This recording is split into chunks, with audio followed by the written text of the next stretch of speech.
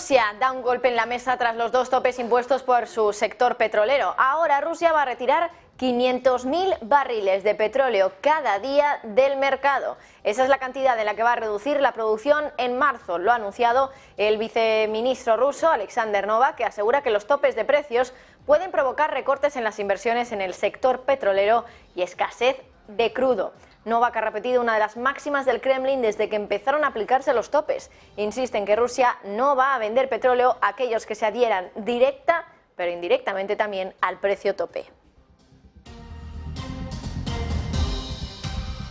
Bueno, y también mucha atención porque podríamos estar de nuevo ante una situación parecida al caso de los misiles de Polonia, porque ahora el comandante en jefe de Ucrania ha asegurado que varios misiles rusos han cruzado a través de Moldavia y este país lo ha confirmado. El gobierno moldavo asegura que fue a eso de las 10 y 18 de la mañana cuando descubrieron que un cohete cruzó el espacio aéreo de la República sobre la ciudad de Mokra y también sobre la ciudad de Kosatsky.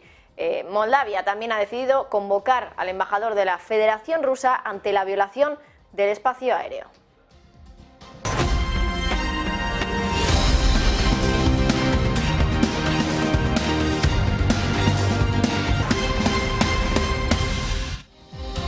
Muy buenas tardes, comenzamos este informativo por la parte energética porque Rusia ha dado ya un golpe en la mesa. Tenemos ya la reacción a los dos topes impuestos a su sector petrolero. Ahora, ¿qué es lo que va a hacer Putin? Va a retirar 500.000 barriles diarios de petróleo del mercado cada día. Es esa cantidad la que va a reducir su producción en marzo. Lo ha anunciado el viceprimer ministro ruso Alexander Novak, que asegura que los topes de precios pueden provocar recortes en las inversiones en el sector petrolero y también escasez de petróleo. Ya saben, Rusia viene advirtiendo desde hace mucho tiempo que los topes a su petróleo van a tener consecuencias en el mercado. Bueno, y quizá lo haga sobre todo por esta reacción también que ha tenido Rusia. Novak, por cierto, ha repetido una de las máximas del Kremlin desde que empezaron a aplicarse los topes. Insiste en que Rusia no va a vender petróleo a aquellos que se adhieran directa o indirectamente al precio tope.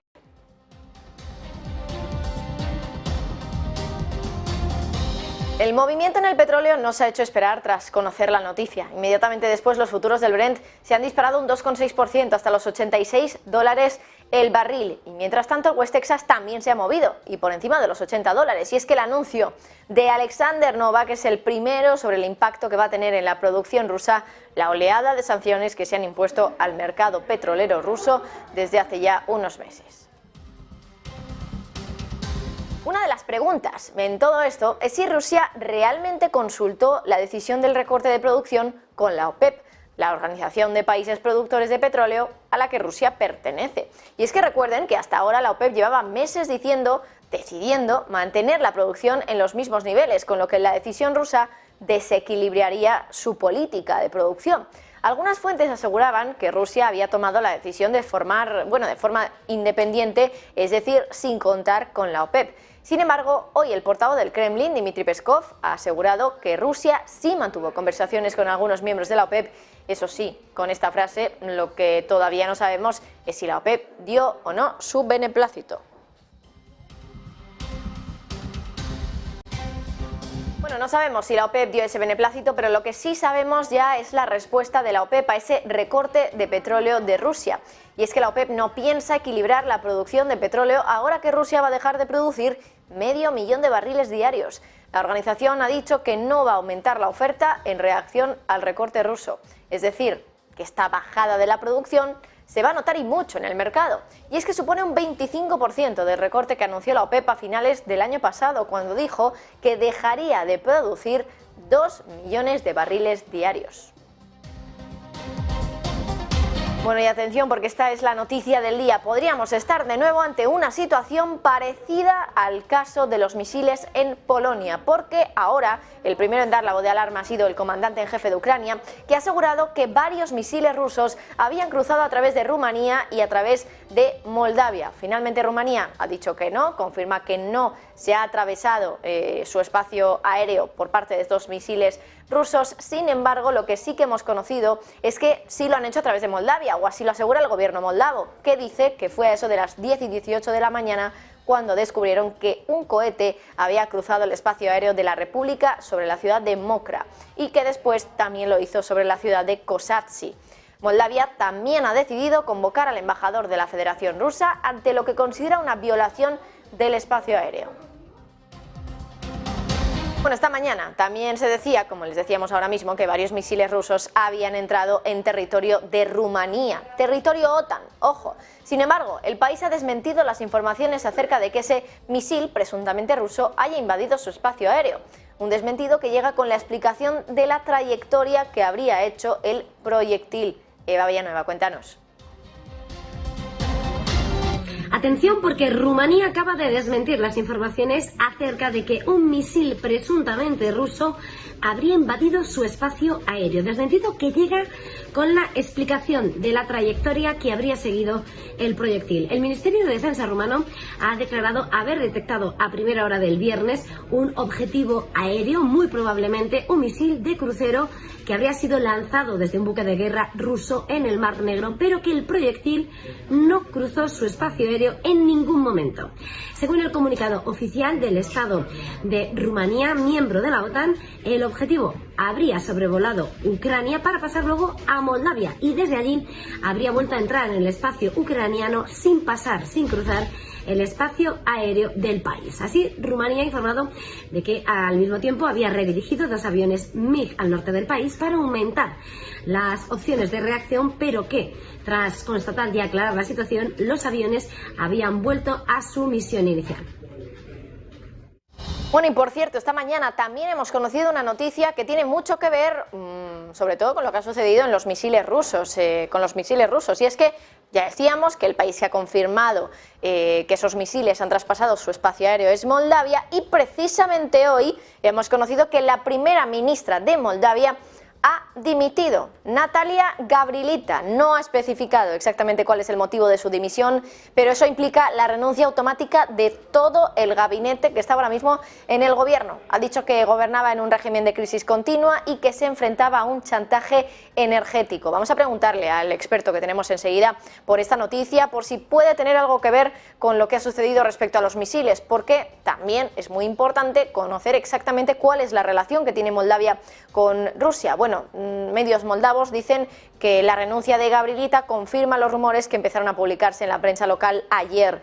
Dice la ex primera ministra ya que gobernaba un régimen de crisis continua, pero eso sí, no ha especificado el motivo de su dimisión. A su vez también ha indicado que tanto ella como su gobierno se enfrentaban a un chantaje energético. Dice que todos pensaban que ellos iban a ceder, como los gobiernos anteriores que habían traicionado los intereses nacionales, pero insiste, no ha sido así. Finalmente hemos tenido esa dimisión de la primera ministra de Moldavia, que insistimos, no sabemos si tiene algo que ver, o a lo mejor no tiene nada que ver en absoluto, con estos misiles rusos. Bueno, de momento no conocemos nada porque ella no ha especificado exactamente los motivos, sino que, bueno, ha hecho hincapié, como les decíamos, en que antes otros gobiernos no hacían caso a los intereses nacionales y que ellos no iban a pasar por ese aro. Así que, bueno, desde luego que todavía ese misterio está ahí. Pero volvemos al caso de los misiles. ¿Qué es lo que ha dicho Rusia al respecto de ese misil?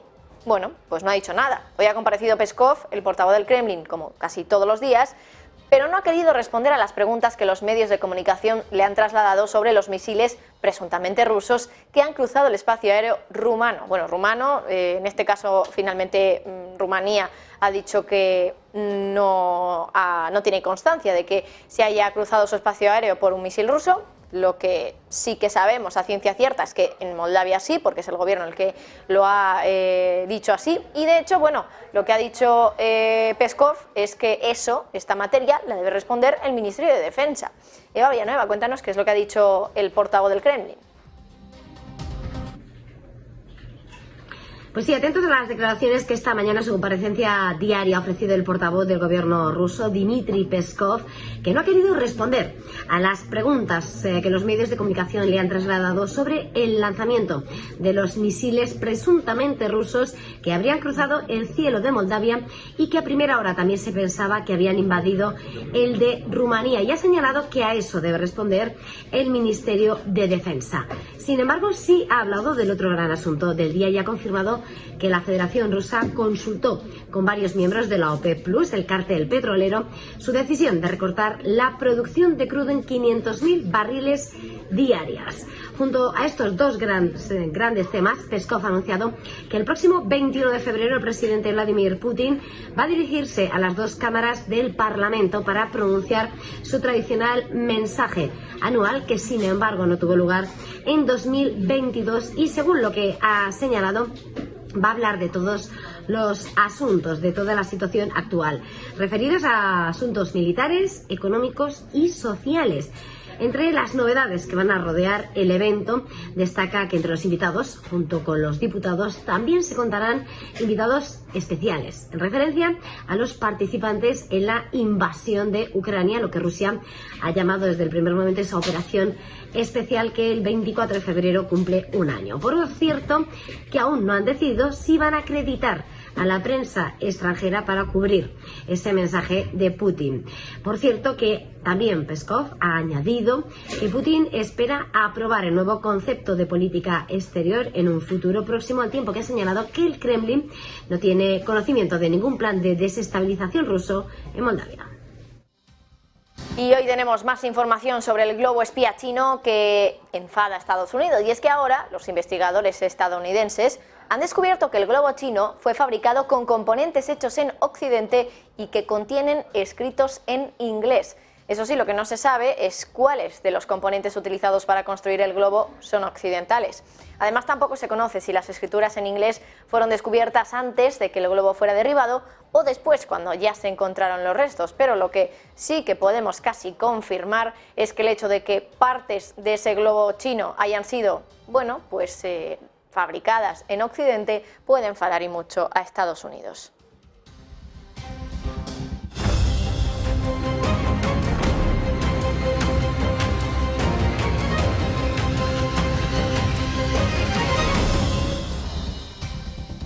La investigación del Pulitzer sobre la implicación de Estados Unidos en la destrucción del Nord Stream sigue dando que hablar, ahora en Alemania. Y es que el gobierno alemán ha comentado ahora por primera vez el artículo del periodista Seymour Hersh.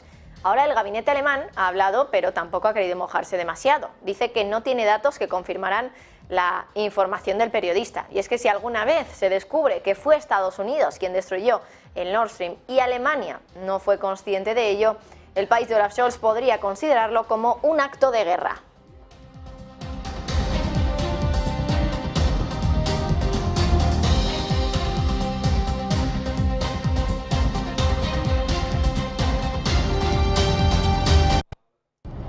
El frenesí francés por la energía nuclear ha alcanzado un nuevo hito: construir reactores nucleares con el dinero de los depósitos de ciudadanos, es decir, con el dinero de los ahorros de los ciudadanos. Eso es ahora lo que está pensando el gobierno francés, que quiere coger dinero de los ahorros que tienen los ciudadanos en las cuentas Livret A, según informa el Financial Times, y lo va a hacer para pagar parte de la construcción de esos 6 reactores nucleares que tendrán un valor de 50.000 millones. En esos depósitos hay concretamente unos 370.000 millones de euros y son depósitos realizados en un banco vinculado al Estado que lleva a cabo proyectos de interés público, como la construcción de viviendas sociales.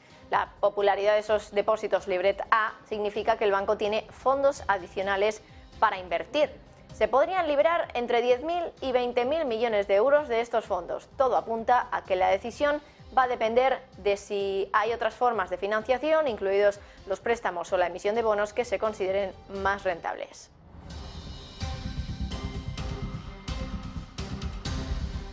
Por cierto, hoy Rusia ha vuelto a hablar del artículo que acusa a Estados Unidos de derribar el Nord Stream. Ha sido la portavoz del Ministerio de Exteriores ruso, María Zakharova, que ha asegurado que Estados Unidos va a volar los gasoductos hasta que se detengan y que ya lo hizo con un oleoducto submarino en Nicaragua en 1983. Eva Villanueva, ¿qué es lo que ha dicho Zakharova?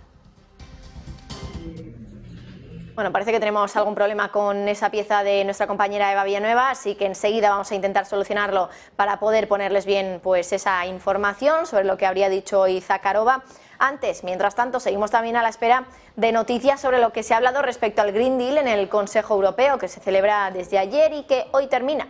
Anoche, de madrugada, von der Leyen anunció que había presentado a los líderes europeos la nueva ley y que ahora el paso a seguir era concretar propuestas legales a mitad de marzo, justo antes de la siguiente cumbre europea de ese mismo mes. Escuchamos las palabras de von der Leyen anoche. And this especially against the backdrop of the Inflation Reduction Act. That was the main topic of the debate. I have presented to leaders our Green Deal industrial plan. You know the main work strands. The first one is a regulatory environment that incentivizes clean tech investment. The second is funding, both through a targeted and temporary flexibilization of state aid and EU-level funding. The aim, of course, of this investment is to unleash also private capital. The third element is skills. And finally, the fourth work strand, an active trade policy to strengthen our supply chains. I know that the public debate focuses a lot around state aid flexibility and EU funding. That's all right, but I want to emphasize that, in fact, all four strands need to work hand in hand. So we need a stable and simple regulatory environment if we want state aid and EU funding to trigger investments. And this also requires a well-functioning European capital market. And likewise, the speed to train new qualified workers. Ayer, por cierto, ya en el plano más económico, habló Luis de Guindos, el vicepresidente del Banco Central Europeo, y dijo dijo lo que Lagarde no se atrevió a decir el otro día en esa rueda de prensa posterior a la reunión de tipos de interés. Es decir, lo que dijo de Guindos fue que se descartaba ya la recesión técnica. El vicepresidente del BCE dijo que ya era momento de ser más optimistas y directamente aseguró que ya no vamos a tener una recesión técnica, es decir, 2 trimestres consecutivos de contracción económica. Además de Guindos, ha celebrado que los precios de la energía han disminuido y que las rentabilidades de los bonos han seguido subiendo tras las subidas de tipos. Escuchen ese escenario feliz del que habla Luis de Guindos. Podemos ser más optimistas que hace unas semanas o hace 2 o 3 meses, sin duda.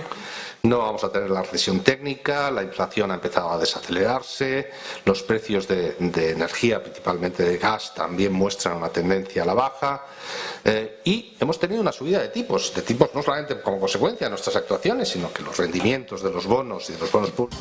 Y en España ha surgido la polémica por la herencia de puestos en enormes empresas familiares. Un ejemplo es Inditex, donde ahora es Marta Ortega, la hija de Amancio Ortega, fundador, quien ostenta la presidencia. Pero la polémica ha surgido ahora por Mercadona. Juana Roig, hija de Juan Roig, ha hablado sobre la sucesión en el puesto de la presidencia, que ahora, por cierto, ostenta su padre.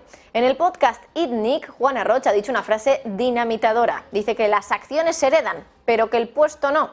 Y ha dicho que debería ser un ejecutivo quien consiga el puesto de presidente de Mercadona. Escuchen a la hija de Juan Roig. Juan Roig es una persona, por lo que hemos visto que es poco, con mucha energía y mucha vitalidad. Entiendo que le queda mucha caña. Pero si se quiere jubilar, ¿tú te has planteado postularte como presidenta? No, o sea, cuando llegue ese momento, que esperemos que quede mucho. ¿Te gustaría? Me gustaría, pues cuando llegue ese momento veremos. No sé, Mercadona es un desafío muy grande. Entonces, bueno. Es tu quinto hermano, ¿no? ¿Entiendes? Es mi quinto hermano, sí. Hermana, chica. Todo chicas, todo chicas. ¿Sois mayoría chicas? Sí, todas somos mujeres. Cuatro. No lo sé. Vamos, yo creo que eso tiene más sentido que sea un ejecutivo que alguien de la familia, ¿no? Siempre se decía que las acciones se heredan, pero el puesto no. Entonces, bueno, pues eso, las acciones se heredan. El puesto veríamos a la persona que en ese momento esté más preparada. Sí, es que Mercadona nada es pequeño, entonces eso ya son palabras mayores, pero como ahora no estamos ahí... Pero en España las grandes empresas familiares han estilado mucho eso de heredar los puestos al frente de la compañía. Pero ¿lo han hecho solo por su apellido o tenían también un currículum superlativo? Bueno, una de las pioneras fue Ana Botín, la hija de Emilio Botín, fundador del Gran Banco Santander. Heredó el puesto de presidenta cuando falleció su padre, pero su carrera profesional ya la avalaba desde hacía tiempo. Botín estuvo y obtuvo su educación en el internado St. Mary's School en Inglaterra y se graduó en economía en el Bryn Mawr College, una de las universidades más prestigiosas para mujeres. Estuvo trabajando 7 años en JP Morgan en Estados Unidos y también fundó un fondo de capital riesgo, Swala Capital. También tenemos el caso de Grifols, aunque es menos conocido, no es menos importante. Desde el año 2016, Ramón Grifols Roura y Víctor Grifols Deu son los que dirigen la empresa. Este último, por cierto, es el hijo de Víctor Grifols Roura, el anterior presidente de la empresa. Otro caso más conocido es el de Marta Álvarez, que ya es presidenta del Corte Inglés, siendo miembro de la familia fundadora de la empresa. De hecho, hubo toda una disputa familiar sobre quién heredaba el puesto de presidente tras la muerte de Isidro Álvarez. Alguna de sus hijas, Marta o Cristina, o su primo, Dimas Jimeno. Finalmente fue Marta la que accedió a la dirección, algo que su padre siempre quiso y para lo que se estuvo formando toda su vida.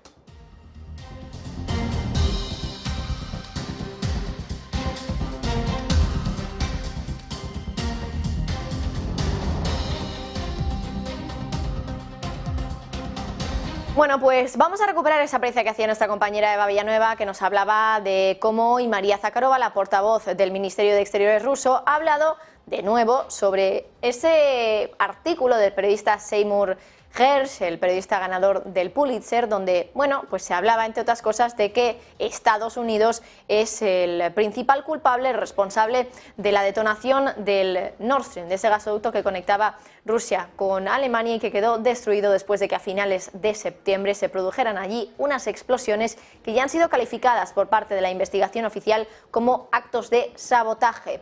Eva Villanueva, ¿qué es lo que ha dicho Zakharova sobre este artículo, esta información del periodista Hersh respecto a la acusación de Estados Unidos? La portavoz del Ministerio de Exteriores ruso, María Zakharova, se ha mostrado muy crítica con Estados Unidos al calor de las informaciones del Pulitzer Seymour Hersh, que acusa a la administración Biden de haber dinamitado ese gasoducto clave para la alimentación energética europea desde Rusia, Nord Stream 1. En su comparecencia diaria toma como cierta esta teoría y advierte de que Estados Unidos volará los gasoductos hasta que se detengan. Y para alimentar esta advertencia se ha remitido a la voladura de un oleoducto submarino en Nicaragua en 1983, también asegurando que fue perpetrado por la CIA. Bajo este paraguas rechaza las declaraciones del Departamento de Estado estadounidense de que la investigación de Hersh sobre el sabotaje en Nord Stream es una tontería y considera que son ilógicas esas declaraciones. Así, según Zakharova, a lo largo de la historia, Estados Unidos ha organizado, dice, este tipo de explosiones y ha recordado que el propio jefe de la Casa Blanca, Joe Biden, amenazó con bloquear y poner fin a Nord Stream y afirmó que haría todo lo posible para detenerlos antes de que se iniciase la operación especial, la que se llama desde Moscú, operación especial a la invasión de Ucrania, que arrancó el 24 de febrero de hace un año. Bueno, y seguimos pendientes del asunto de los misiles rusos que habrían cruzado el territorio, el espacio aéreo de Moldavia. Recuerden, Moldavia no es un país de la OTAN, pero sí lo es Rumanía, de la que también se ha hablado que podía haber cruzado ese misil ruso su territorio. Finalmente Rumanía ha salido a desmentir que lo haya hecho, pero de todas formas, ¿cuáles pueden ser las consecuencias de que un misil de Rusia haya pasado por el espacio aéreo de Moldavia? Bueno, hay muchas preguntas, desde luego, encima de la mesa. Vamos a intentar resolver algunas de ellas. Luis Rodrigo de Castro, Relaciones Internacionales en el CEU. Muy buenas tardes y muchas gracias por estar con nosotros como siempre. Hola, buenas tardes a todos. Y es que este tema, desde luego, que había que comentarlo en el informativo, porque es un tema que, bueno, pues pone de nuevo de manifiesto o vuelve a traer esos temores que teníamos cuando surgió el tema de los misiles, que en un primer momento se decía que eran rusos, finalmente fueron ucranianos, que habían caído, en este caso, en Polonia. Ahora lo que tenemos es un misil, presuntamente de origen ruso, que ha traspasado el espacio aéreo de Moldavia, un país que no está en el territorio de la OTAN, que no está en la OTAN. Entonces, Luis, ¿cuáles pueden ser las consecuencias? ¿Va a ser simplemente una anécdota o puede tener realmente consecuencias reales esto de que el misil haya pasado por Moldavia? Bueno, realmente, como tú bien decías, Moldavia no es espacio OTAN, con lo cual que un misil ruso haya cruzado el espacio de Moldavia tendría que tener consecuencias solo, o la reacción que cabría esperar sería sobre todo del gobierno moldavo. Además, parece ser que es una de las zonas, una de las regiones que pertenecen a la zona de Transnistria. Y Transnistria es una república autoproclamada independiente, no tiene reconocimiento internacional, por eso en ese sentido no es un país internacionalmente hablando. y es una zona de mayoría rusófona, es decir, que aquí Rusia es un territorio que también considera más cercano a sus intereses, es una parte de Moldavia que sigue una dinámica distinta, porque incluso tiene una moneda, una bandera, un gobierno, es decir, tiene un alto grado de autonomía de facto, aunque como digo, de jure no es independiente porque no tiene ese reconocimiento internacional, que es lo que le da la legitimidad para poder operar en la escena internacional. Como Moldavia no es espacio OTAN, en principio la OTAN no tiene ningún tipo de obligación de responder. Además, y aquí, bueno, pues sí que es verdad que Moldavia desde antes del verano, mes de junio, le fue concedido el estatus de país candidato a la adhesión a la Unión Europea, pero es que eso tampoco conlleva ningún tipo de responsabilidad por la parte europea en ese sentido. Simplemente lo que constata es que Moldavia cumple los requisitos necesarios, es decir, cumple los criterios de Copenhague, que son los que abren o cierran la puerta a que un país pueda solicitar o no la adhesión, pero lo que supone ese estatus es simplemente podemos comenzar a negociar la posible adhesión. Una cosa es que ya fuera un miembro de pleno derecho de la Unión Europea, pero como no es ni uno ni lo otro, es decir, no es ni el país OTAN ni país de la Unión Europea, pues a priori en lo que es el espacio occidental europeo, en el club comunitario y los miembros OTAN, pues no, bueno, podemos estar tranquilos porque no cabe esperar una reacción formal más que por parte del gobierno moldavo. Entiendo, Luis, que todavía no conocemos el motivo de ese desvío del misil, pero en tu opinión y también con tu experiencia, ¿podemos considerar que es una acción que se ha hecho de forma con consciencia, podemos decir, o es más bien un desvío accidental que puede ocurrir? Bueno, claro, a ver, esos son los dos posibles escenarios que habrá que confirmar, es decir, podemos tener, al final, el misil según una trayectoria puede desviarse por diferentes motivos y en ese caso, bueno, pues si es accidental, pues es accidental. Y ahí no hay intencionalidad, es decir, no hay dolo, con lo cual las posibles consecuencias o las posibles reacciones que cabría esperar serían bastante diferentes. Otra cosa bien distinta sería que hubiera sido intencional. Y aquí, como en alguna otra ocasión, pues puede ser por diferentes motivos, ¿no? Primero, pues, bueno, pues es una manera de testear la capacidad de reacción o cuánto tiempo tarda en reaccionar un gobierno o la fuerza aérea. Es decir, esto también con el tema de los cazas también este tema salió. Es decir, puede servir para probar, siempre y cuando haya sido de manera intencionada, pues los fines pueden ser esos, ver o testear la capacidad de reacción, el talante de ese gobierno o qué medidas adopta ese gobierno, es decir, un poco el clima político del país, es decir, puede ser con diferentes motivos y por diferentes causas. A día de hoy, bueno, a día de hoy ha sido hoy, por lo cual la expresión quizá no sea la más acertada, pero ahora mismo no tenemos constancia de que haya sido por un motivo o por otro. Primero vamos a ver exactamente a qué se ha debido. Y también, bueno, pues en un primer momento Ucrania decía que había sobrevolado el espacio rumano, con lo cual estamos entrando en el espacio OTAN. El propio gobierno rumano ha entrado a decir que no tenía constancia de que eso se hubiera producido. Parece que finalmente no ha sido así, con lo cual, bueno, como decía, está sobrevolando o ha sobrevolado una zona que Rusia tiene, entre comillas, bajo su especial paraguas. No es una zona rusófona, que precisamente una de las estrategias, lo decía ayer también en este canal, es una de las estrategias que tenía el Kremlin, ¿no? Conseguir toda la parte que va desde el Donbass, esa media luna que va desde el Donbass, pasando por Crimea hasta Odessa, para luego en una segunda fase del conflicto, bueno, pues intentar conseguir o reconocer internacionalmente, es decir, conseguir controlar de una manera o de otra Transnistria y precisamente, bueno, pues eso también hay que tenerlo en cuenta, que es una zona de Moldavia que es una zona separatista de Moldavia, es decir, no es la Moldavia controlada por el gobierno de Chisinau, sino que está controlada de facto por un gobierno autónomo y de facto independiente. Bueno, ya por último, también Luis quería preguntarte, en el caso de que finalmente ese misil hubiera traspasado un territorio OTAN, ¿cuáles podrían ser las consecuencias? Porque es interesante también saber cómo podría responder la OTAN. Entiendo que la respuesta tampoco debería ser tan agresiva, teniendo en cuenta que el misil, en este caso, si fuera un caso igual, por ejemplo, con Rumanía, pero el misil hubiera hecho lo mismo, es decir, solo traspasar el territorio, pero no caer dentro del territorio, ¿cuál podría ser la respuesta? ¿Sería una respuesta poco agresiva, podemos decir? Claro, aquí hay que diferenciar primero que impacte, como el caso de los misiles que pasó en Polonia, es decir, ahí había un impacto en suelo OTAN, en suelo polaco, en suelo comunitario, con lo cual ahí la activación de la cláusula de defensa colectiva pues estaba sobre la mesa. Si no ha habido un impacto y simplemente se ha limitado, como ha sido el caso, bueno, no ha sido el caso porque parece ser que no ha sobrevolado Rumanía, pero en el hipotético caso en el que hubiera sucedido esto, de que el misil hubiera sobrevolado, simplemente sobrevolado, no impactado en territorio OTAN, es decir, hubiera sido una invasión del espacio aéreo de la OTAN, pero no habría ido más allá de ese hecho.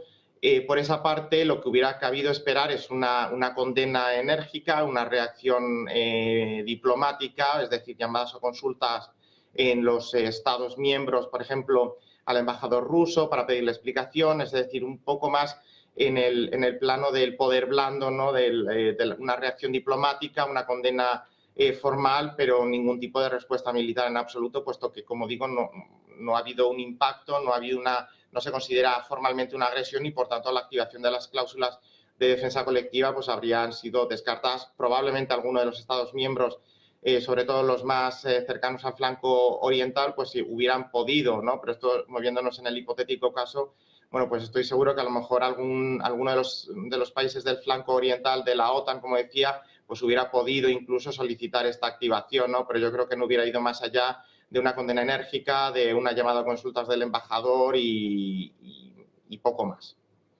Bueno, pues Luis de Castro, como siempre, muchísimas gracias y gracias también por estar aquí con nosotros hoy. Sé que ayer también participaste aquí en Negocios Televisión, así que de verdad muchísimas gracias por tu disposición, por estar con nosotros para poder hablar de un tema tan interesante como este de los misiles rusos que han traspasado ese espacio aéreo de Moldavia. Gracias, Luis. Nada, un placer como siempre estar con vosotros. Nosotros seguimos hablando de otros asuntos porque el furor del ChatGPT y los chatbots de inteligencia artificial está escalando ya a unos niveles insospechados. Ya no es solo que las grandes tecnológicas se pongan manos a la obra para hacer sus propios chatbots, sino que ahora incluso empresas de comercio electrónico van a aplicarlo en sus negocios. La última ha sido JD.com, que ha dicho hoy que va a lanzar un producto al estilo ChatGPT y así se une a la oleada de gigantes chinos que han anunciado planes para la tecnología rival que ha creado tanta expectación mundial. JD.com ha dicho que se va a tratar de un chatbot enfocado en los campos retail y de finanzas. Bueno, pues vamos a hacerle esta pregunta, si realmente estamos ante una burbuja en los chatbots de inteligencia artificial y muchas más también a Gonzalo Cañete, analista y director del blog Brújula de Mercados. Gonzalo, muy buenas.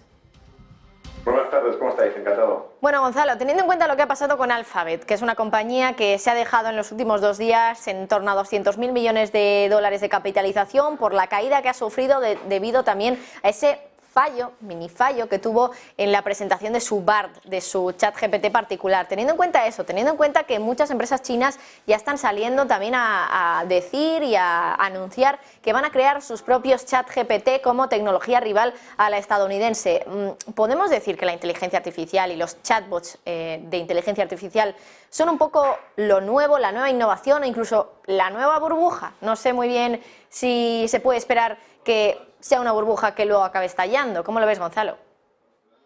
Bueno, pues si sea una burbuja, desde luego, ahora mismo están estallando porque se estrenan genial, ¿no? La caída que ha tenido Google justo ayer precisamente asusta bastante. Y creo que el hecho de que tenga un error o no en la aplicación, la salida que ha sacado ese chat de inteligencia artificial, es algo anecdótico, probablemente se quede en algo anecdótico. Esta carrera es de muy largo plazo, la inteligencia artificial no es algo nuevo que estén sacando ahora al mercado, sino es algo que traen investigado de décadas atrás y que sobre todo probablemente además la versión que estén poniendo al público sea una versión extremadamente limitada y capada con la versión real que tengan en cuanto no solamente hablamos del entorno de las compañías tecnológicas tipo Google o incluso Microsoft que tiene la suya propia, sino también, tú lo has dicho, las compañías chinas que llevan investigando esto durante muchísimos años, ordenadores de capacidad cuántica, el procesamiento que tienen de información es mucho más potente. Luego sabemos que ya se tiene una competición con todo esto inmensa. Casi todos los negocios tecnológicos que se han ido desarrollando en Estados Unidos durante los últimos años han sido prácticamente calcados, han hecho un mirror de parte de China e incluso los ha innovado y ha llegado más allá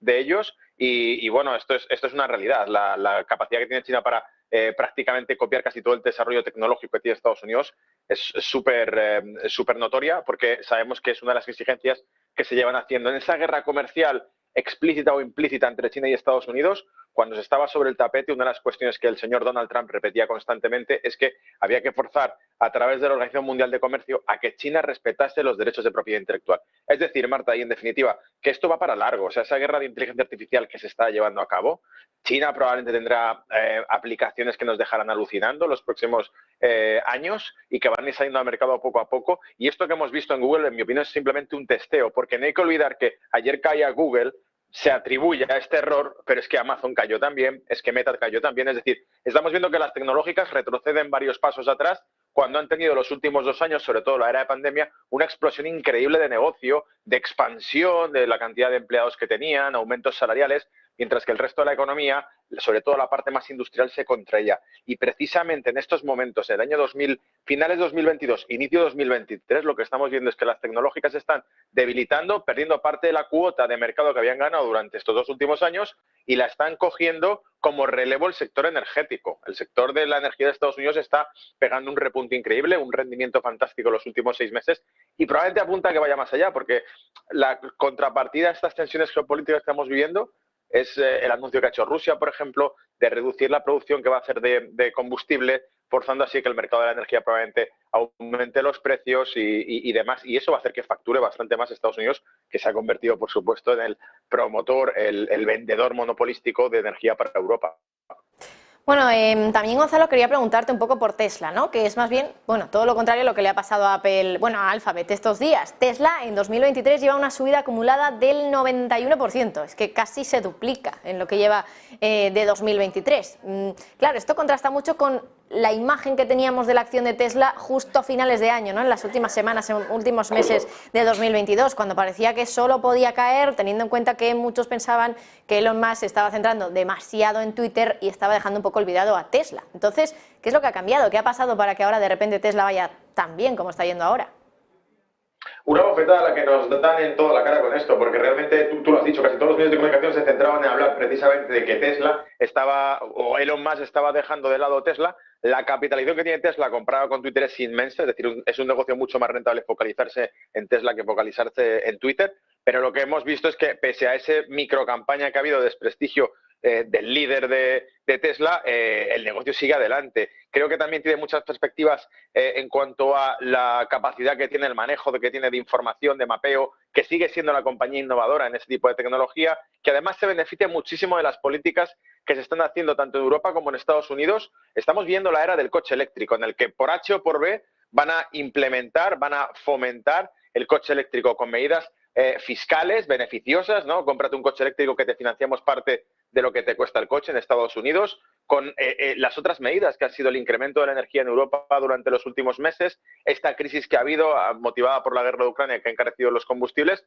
Una de las representantes del gobierno de la administración de Joe Biden dijo en rueda de prensa: estos problemas ustedes no los tendrían si tuviesen un coche eléctrico. Luego creo que Tesla está cogiendo precisamente la cresta de toda la situación geoestratégica, geopolítica que estamos viviendo, con una energía cara y con unas políticas que mucho antes de la guerra de Ucrania estaban ya puestas en ruta, en la agenda, que era la propuesta de gobierno que tenía la administración de Biden, era Green Deal, era una propuesta verde. La propuesta de gobierno que se ha tenido en Europa a través de la Comisión Europea han sido políticas de Green Deal verdes también, la expansión, el crecimiento, por eso se llamaban Green Deal, en comparación, en contraste con el Green Deal, porque la nueva reconstrucción de la economía, el Build Back Better que decían los anglosajones, las 3 Bs, pasan por, como el Foro Económico Mundial, un nuevo tipo de economía, mucho más integrada, mucho más inclusiva y mucho más verde, aunque sepamos que lo de verde significa sacar explotación, en vez de hidrocarburos, minerales de otras minas que también destruyen ecosistemas y demás. Pero mientras estemos en esa tendencia, Tesla se está aprovechando prácticamente de toda una nueva religión del cambio climático por parte de los gobiernos, que beneficia, yo creo, que la imagen general de este tipo de compañías. Gonzalo Cañete, analista y director del blog Brújula de Mercados. Muchísimas gracias por estar con nosotros, como siempre. Que pases muy buen fin de semana. Un placer. Bueno, y nosotros seguimos muy pendientes de esas últimas informaciones que nos van llegando respecto a los misiles rusos que habrían pasado por territorio de Moldavia, un país que, recuerden, no está en la OTAN, y de hecho nos lo decía realmente también Luis Rodrigo de Castro, nos decía que igualmente, en el caso de que hubiera traspasado territorio OTAN, tampoco podría ir mucho más allá la respuesta de una condena enérgica, pero en términos diplomáticos, no una respuesta agresiva. Nosotros nos vamos, pero vamos a volver enseguida. A partir de las 3 de la tarde comenzará Rolling Stocks, donde vamos a hablar largo y tendido de los asuntos del día de hoy y también del análisis de la jornada. Así que no se lo pierdan a partir de las 3 de la tarde. Volvemos entonces. Gracias.